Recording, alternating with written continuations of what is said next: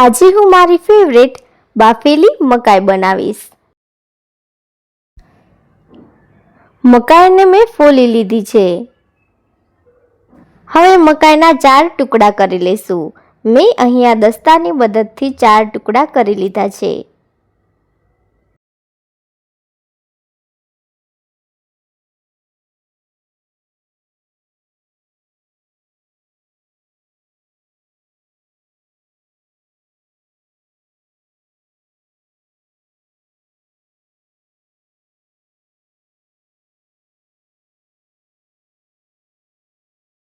દસ્તા અને છરીની મદદથી 4 ટુકડા કરી લીધા છે।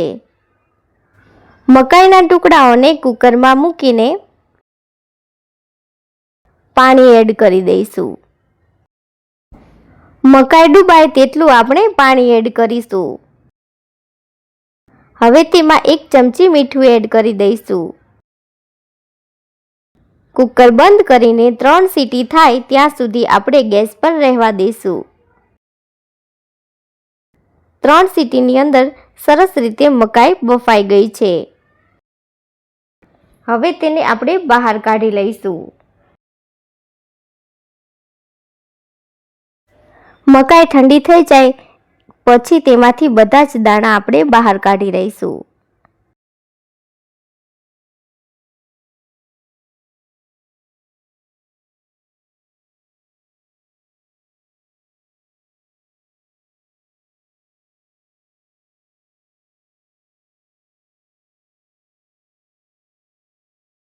હવે તેમાં મસાલા એડ કરી દઈશું। મીઠું ઉમેરી દઈશું। તમને જેટલું તીખું ભાવતું હોય એ પ્રમાણેનું મરચું ઉમેરી દઈશું અને લીંબુ નીચવીને તૈયાર છે આપણી સરસ મજાની બાફેલી મકાઈ।